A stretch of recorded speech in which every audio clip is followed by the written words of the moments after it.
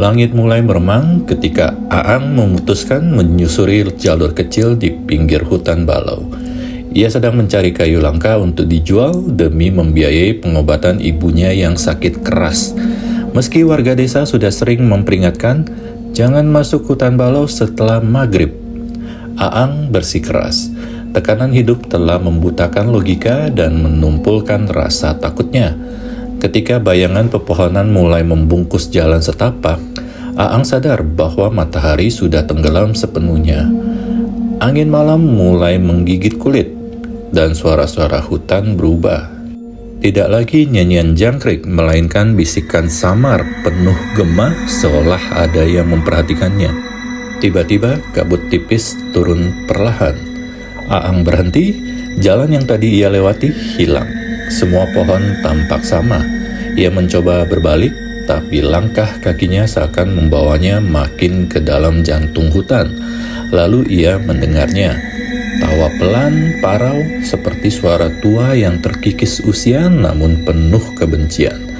Aang menoleh ke kiri, tak ada apa-apa. Ke kanan, kosong. Tiba-tiba, di sela pepohonan muncul sosok tinggi besar. Tubuhnya hitam legam, matanya merah membara seperti bara, dan bayangannya memanjang tidak sesuai arah cahaya bulan. Itulah hantu balau. Aang panik. Ia berlari, tapi semakin ia berusaha keluar, jalannya justru membawanya kembali ke tempat yang sama. Pohon besar dengan akar menjulur seperti tangan mencengkram tanah. Hantu balau muncul lagi, kini lebih dekat. Nafas Aang tersengal, dadanya sesak. Sosok itu tidak menyerang, tapi mengikutinya dengan gerak pelan namun pasti. Aang mulai kehilangan orientasi, suara di kepalanya muncul. Kamu takkan keluar, kamu milikku.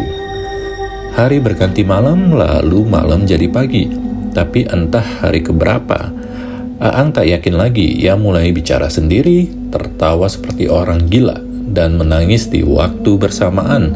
Hantu itu tak pernah jauh, selalu mengintai, menghancurkan pikirannya perlahan.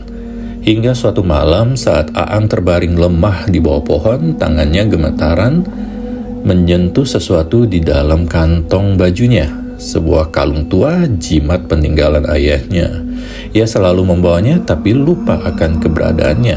Di kalung itu tergantung potongan kayu kecil dengan ukiran kuno, diwariskan turun-temurun oleh keluarganya yang dikenal sebagai penjaga hutan.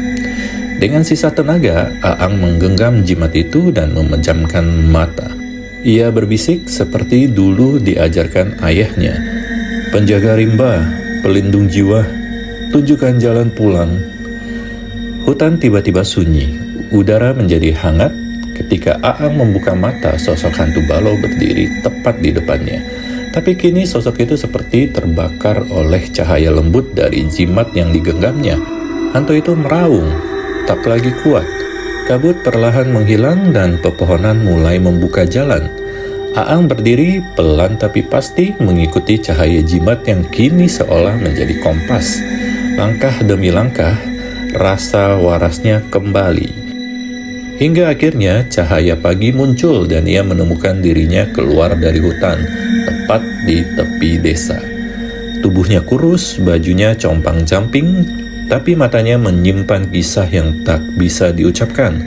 Warga desa tertegun seorang pria yang masuk hutan balau setelah maghrib dan kembali hidup itu belum pernah terjadi sebelumnya.